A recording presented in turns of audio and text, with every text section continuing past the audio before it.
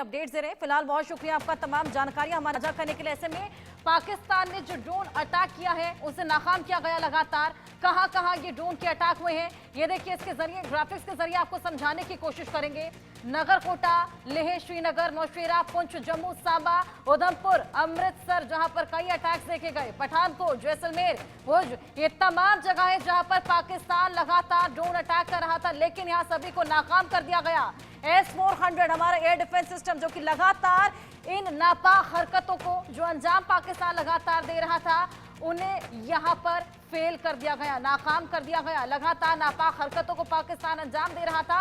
इन तमाम जगहों पर जो ग्राफिक्स के जरिए हम आपको दिखाने की कोशिश कर रहे हैं, नगरकोटा, श्रीनगर, नौशेरा, जम्मू, सांबा, लेह, पुंछ, उधमपुर, पठानकोट, अमृतसर, जैसलमेर, भुज, यहां पर मिसाइल से भी अटैक किया गया, ड्रोन के जरिए भी अटैक किया गया। हमारा एयर डिफेंस सिस्टम जिन्होंने सभी यहां पर इन ड्रोन अटैक्स को पहले तो फेल किया, जिसके बाद भारतीय सेना के जवान लगातार मुंह तोड़ जवाब देते हुए, पुरजोर जवाब देते हुए नजर आए।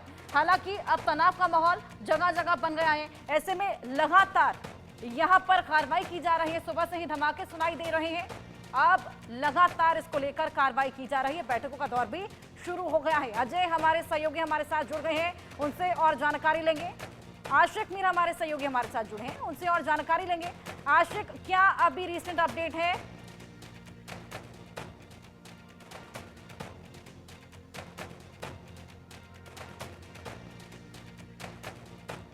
लगातार तमाम तस्वीरें सामने आ रही हैं। बैठक का सिलसिला भी शुरू हो गया है। तीनों सेना प्रमुख पहुंच गए हैं। कुछ ही देर में रक्षा मंत्री राजनाथ सिंह भी वहां पर पहुंच जाएंगे, जिसके बाद ये बेहद अहम मीटिंग जिसमें तमाम ऐसे फैसले लिए जा सकते हैं जिससे पाकिस्तान को और भी ज्यादा आघात पहुंच सकती है, और भी ज्यादा चोट पहुंचाई जा सकती है। ऑपरेशन सिंदूर जिसके बाद पाकिस्तान में केवल और केवल बौखलाहट का माहौल है। अजय हमारे सहयोगी हमारे साथ जुड़े हुए हैं। अजय, लगातार सीज फायर का उल्लंघन है, लगातार सुबह से ही हम देख रहे हैं कि वहां पर शेल्टरिंग देखने को मिल रही है। क्या कुछ वहां पर चल रहा है, क्या रिसेंट डेवलपमेंट है? देखिए, मैं आपको बता दूं कि हम इस समय एक गांव में हैं। इस गांव का नाम नहीं बताऊंगा, मगर आपको बताऊं पाकिस्तान की तरफ से लगातार बर्बरता बसाने का प्रयास किया जा रहा है। और इस घर में उस वक्त अगर कोई बाहर होता तो उसका क्या हश्र होता देखा जा सकता है। दरअसल बीती रात आपको बताऊं, जो पाकिस्तान ने मिसाइल अटैक किया था उसमें एक मिसाइल जो है इस घर पे दागी गई थी। जब इसे एंटी ड्रोन सिस्टम की मदद से डिस्ट्रॉय किया गया तो उसके बाद यहाँ इस घर पे आकर आप देखेंगे ये फटी है और लगभग 2 से 3 इंच बड़ा गड्ढा कंक्रीट की छत पे हुआ है। आसपास जो भी चीज़ें आई वो टूटती चली गई और कहीं ना कहीं काफ़ी खौफनाक था, क्योंकि धमाका इतना ज़ोरदार था कि आसपास के लोग जो है वो काफ़ी चिंतित थे। ये वाटर टैंक देखिए, ये वाटर टैंक जो इस वक्त जिसमें से एक पानी बह रहा है, ये इसके बिल्कुल नज़दीक था और उसी के कारण जो है स्प्लिंटर्स इस जो है वो टंकी में लगे और उसमें कई सुराख हो गए। अभी यहाँ से पानी बह रहा है और पाकिस्तान की कोशिश कहीं ना कहीं यहाँ मासूम लोगों का खून बहाने की थी। आपको बता दूं कि यहाँ नहीं, जिस भी और ये स्प्लिंटर्स गए हैं वो कितना नुकसान करते गए हैं उसको दिखाने का प्रयास करूँगा। आप देखिए, ये दीवार है, दीवार में कितने बड़े बड़े गड्ढे जो हैं इन स्प्लिंटर्स के कारण जो है हो गए हैं। ये अपने आप में बताता है कि कितना खौफनाक मंजर रहा होगा। और अगर आप देखें तो पाकिस्तान ने एक अकेला घर जो है इस गांव का था उसको टारगेट किया है। आसपास अगर आप देखेंगे तो आपको कोई यहां नहीं दिखेगा और पाकिस्तान की तरफ से इसे टारगेट किया गया, नुकसान पहुंचाया गया और कहीं ना कहीं मंशा पाकिस्तान की ये थी कि किसी भी तरीके से लोगों को नुकसान जो है वो पहुंचाया जाए। पुंछ में पाकिस्तान की तरफ से अभी तक 17 लोगों को जो है वो मारा गया है, क्योंकि 17 लोगों की जान गई है पुंछ की शेलिंग में, जहां LOC पर जो है बीती रात भी पाकिस्तान ने सीज़फायर वायलेशन किया और वहां पर बहुत अंदर लगभग 8 से 10 किलोमीटर अंदर जो है वो सिविलियन इलाकों को टारगेट किया, जिसमें लोगों की मौत हुई और ये सिलसिला लगातार रुकने का नाम नहीं ले रहा है। इसलिए पाकिस्तान की ये जो करतूत है इसका मुंहतोड़ जवाब भारतीय सेना के जवान तो दे ही रहे, मगर पाकिस्तान जानता है वो युद्ध लड़ नहीं सकता, युद्ध जीत नहीं सकता। ऐसे में पाकिस्तान की तरफ से कोशिश की वो सिविलियंस को नुकसान पहुँचाए, क्योंकि जब सिविलियंस यहाँ पर जख्मी होंगे ये सबसे ज़्यादा तकलीफ दे जो होगा होने वाला है आम लोग सरकार के लिए। बिल्कुल, ये करतूतें कहीं ना कहीं आतंकी माइंडसेट पाकिस्तान का खास तौर पर दर्शाती हैं। हमारा मकसद साफ था, केवल आतंकी ठिकानों को निशाना बनाना, लेकिन जिस तरीके से यहाँ पर रिहायशी इलाकों पर लगातार गोलियां दाग रहे हैं, उन्हें नुकसान पहुंचाने की कोशिश कर रहा है, इसमें मुंह तोड़ जवाब देना बेहद जरूरी भी हो जाता है। अजय, कुछ लोग आपके आसपास मौजूद हैं, अगर वो बात करें, अगर वो बता सके कल क्या कुछ हुआ था।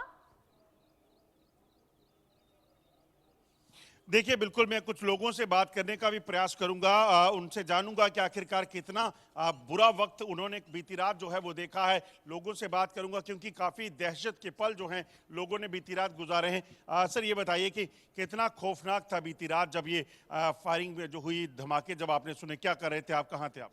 सर ये कोई 4:30 बजे की बात है। तब हम जाग गए थे, तो हमारे देखते देखते यहाँ पे फ्लैश हुई, उसके बाद यहाँ पे धमाका हुआ। हाँ। कितना जोरदार धमाका था जिसने कहीं ना कहीं लोगों में दहशत की होगी, क्योंकि आपका जो गांव है वो कोई किसी सैन्य ठिकाने के पास नहीं है, दूर कहीं ना पाकिस्तान लोगों को, मासूम लोगों को निशाना बनाने की प्रयास कर रहा था। ये तो आपने भी देखा कि ये रिहायशी इलाका है यहाँ, और बहुत घर भी हैं, पास में गांव है पूरा, तो आपने भी देखा ये तो बिल्कुल रिहायशी इलाके पर ही हमला हुआ है। तो ये हम अपनी सेना का शौर्य मानेंगे कि उन्होंने जो भी जितने अभी तक हमले हुए हैं हमारे, उन्होंने पूरी कोशिश की है उसको इंटरसेप्ट करने की, और पूरे तरीके से, अच्छे तरीके से उन्होंने, देखो आप देखेंगे कि अगर ये इंटरसेप्ट नहीं हुआ होता प्रोजेक्टाइल, तो लाजमी है ये घर तो ख़त्म हो जाता। और हम तो बहुत धन्यवादी हैं अपने सेना के शौर्य के कि उन्होंने इतनी बहादुरी से, आप देखोगे कि कोई भी नुकसान नहीं होने दिया, उन्होंने तो अपनी तरफ से पूरा जोर लगाया पाकिस्तान ने। कितने धमाके रात को आपने सुने, क्योंकि कल रात को 8 बजे के बाद शुरू हुए? ये आप रात को 3 बार ये धमाके हुए। एक बार तो 8 बजे वाला, वो तो सबने सुना है, उसके बाद 2 बजे के करीब हुए, और 4:30 के करीब भी बेतहाशा फायरिंग हुई है, और इसी रेंज में हुई है, हमारे इस एरिया में ही हुई है, और बहुत बहुत मतलब बर्बरतापूर्ण उन्होंने रिहायशी इलाकों को टारगेट किया है। आपको बताऊं हर्षा, आप, ये पहला वाकया नहीं है। पाकिस्तान का इतिहास देखें तो पाकिस्तान जब जंग में मात खाता है, पाकिस्तान जब फायरिंग में मात खाता है, पाकिस्तान के जब आतंकी मारे जाते हैं, तो मासूम निहत्थे लोगों को निशाना बनाने का प्रयास पाकिस्तान की तरफ से किया जाता है। बीती रात आपको बताऊं कि 50 से ज़्यादा जो ड्रोन हैं, मिसाइलें हैं, उनको जो है वो मार गिराया गया भारतीय भारतीय सेना की तरफ से, सुरक्षा बलों की तरफ से, क्योंकि एंटी ड्रोन सिस्टम अगर एक्टिवेट नहीं किए होते तो यकीनन एक बड़ा नुकसान हो सकता था, मगर पाकिस्तान के नापाक इरादों को अब नाकाम कर दिया गया है। अब कहीं ना कहीं पाकिस्तान को एक सबक सिखाने की ज़रूरत है, क्योंकि पाकिस्तान आतंकियों के जान के बदले जो है वो भारतीय सेना के साथ जो है वो जंग का। आप हमारे साथ बने रहिए, हमें लगातार अपडेट्स देते रहिएगा। लेकिन अब हमारे साथ कर्नल वीरेंद्र कुमार शाही, पूर्व सेना अधिकारी, अरविंद सिंह तेजावत, विदेश मामलों के जानकार भी जुड़ गए हैं। बहुत स्वागत है सर आप दोनों का। जिस तरीके से लगातार पाकिस्तान इन नापाक हरकतों को अंजाम दे रहा है, तमाम नसीहत पाकिस्तान को मिली। एक्सपर्ट्स तक ने यह कहा था कि अगर वॉर छिड़ती है तो महज 4 दिन पाकिस्तान टिक पाएगा, लेकिन उसके बावजूद पाकिस्तान है कि बाज नहीं आता। वीरेंद्र कुमार शाही जी।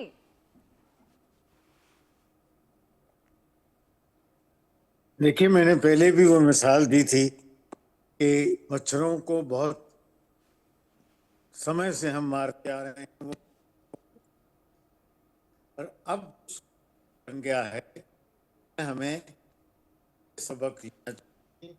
हमें पृथ्वीराज चौहान बनकर हर बार कि हमने टेररिस्ट 9 कैंप तबाह कर दिए, अब शांत हो जाएं, मेरे ख्याल में वो पॉलिसी चलने वाली नहीं है। जब हमने सर्जिकल स्ट्राइक किया था, सोचा था इनफ पनिशमेंट, पाकिस्तान बाज आ जाएगा, उसका चैन रहा 2016 से 19 तक। 19 में उन्होंने फिर हरकतें शुरू की। जब हमने बालाकोट में एयर स्ट्राइक की तो थोड़ा अपग्रेडेड पनिशमेंट था, उसका असर भी रहा, और 2025 में वो पहलगाम में उन्होंने जो नरसंहार और कितनी गंदी तरीके से किया, ये इस बात को दर्शाता है कि इन पनिशमेंट का लॉन्ग लास्टिंग असर नहीं होगा। मैं समझता हूँ ये जो हमने टेररिस्ट कैंप तबाह किए हैं, ये भी असर 2, 4, 5 साल चलेगा, उसके बाद फिर वो अपनी हरकतों पे वापस आ जाएंगे। इसलिए हमें प्रधानमंत्री के शब्दों को मान्य रखना चाहिए कि इनका इंफ्रास्ट्रक्चर टेरर का पूरी तरह निस्नाबूद किया जाए, ताकि दोबारा वो सर न उठा सके। सांप को, जहरीले सांप को न सिर्फ मारना जरूरी होता है, उसके जो फैंग्स, उसके जो सर को कुचलना बड़ा जरूरी बिल्कुल होता है। वीरेंद्र जी, फन कुचलना भी बेहद ज्यादा जरूरी हो जाता है और यही सांप आप देखिए इंटरनली इनको भी डस रही हैं। अरविंद जी, हमने देखा तुर्की यहाँ पर फुल सपोर्ट कर रहा है, खुलेआम यहाँ पर तमाम वेपनरी भी उसको प्रोवाइड कर रहा है। ऐसे में तुर्की ने आज तक जिसका भी सपोर्ट किया है उसका अंजाम अक्सर बिखराव होता है। अगर कुछ फैक्ट्स मैं आपके आगे पेश करूं, पाकिस्तान को उसने 1971 में सपोर्ट किया था, वो बांग्लादेश बन गया। मलेशिया का साथ दिया था, सिंगापुर अलग हो गया। सीरिया का साथ दिया था विद्रोहियों को, वो देश भी बढ़ गया। लीबिया में तुर्की के दखल के बाद 2 सरकारें बन गई। अब देखिए पाकिस्तान का क्या हाल होगा, अब तुर्की उसके सपोर्ट में आ गया है। हर्षा जी, बात यह है कि पाकिस्तान पूरे दुनिया में भाग भाग के मदद मांग रहा है और उसकी मदद कोई नहीं कर रहा है। सब उसे दुत्कार रहे हैं और साफ साफ कह रहे हैं कि ये लड़ाई आपने शुरू की थी तो इसे खत्म भी आप करेंगे। डोनाल्ड ट्रंप साहब पहले ही बोल चुके हैं कि ये पाकिस्तान पे निर्भर करता है कि ये युद्ध कब खत्म हो, उसे तुरंत हटना चाहिए और अपने पांव खींचने चाहिए। और इस बीच में अभी रिसेंट अपडेट ये है कि जो अमेरिकन वाइस प्रेसिडेंट हैं, उन्होंने ये कहा है कि भारत पाकिस्तान की लड़ाई में वो कहीं नहीं उलझेंगे। और मुझे लगता है कि हमारे जो विदेश मंत्री जयशंकर साहब हैं, उन्होंने जब बात की है वहां मार्को रूबियो से, वहां के विदेश मंत्री जो दक्षिण एशिया के मामलों को संभालते हैं, तो उन्होंने अपने वाइस प्रेसिडेंट को बताया होगा कि भारत का अभी स्टैंड क्या है, तो उन्होंने अपने आप को दूर कर दिया है। वेस्टर्न मीडिया ने उनसे पूछा है कि आप क्यों नहीं कर रहे हैं, क्योंकि आप क्या युद्ध समाप्त करवाने की स्थिति में नहीं है क्या?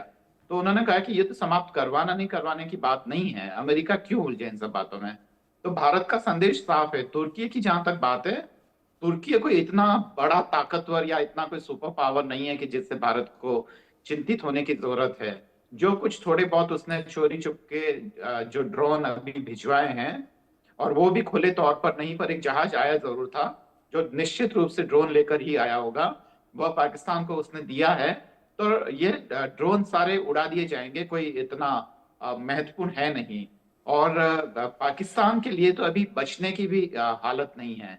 भारत पे पहले वह हमला करता है और अभी उनके लीडरान के आप बयानात देखिए तो उसमें वो कह रहे हैं कि हमने तो हमला किया ही नहीं है। ये तब कह रहा है जबकि सारे ही हमले असफल किए जा चुके हैं। अगर वह हमले सफल होते और वह अगर नापाक इरादों में सफल हो जाता तो वह अपनी सर, आप आवाम दोनों के पास मैं वापस आऊंगी, केवल 5 सेकंड का समय दीजिएगा।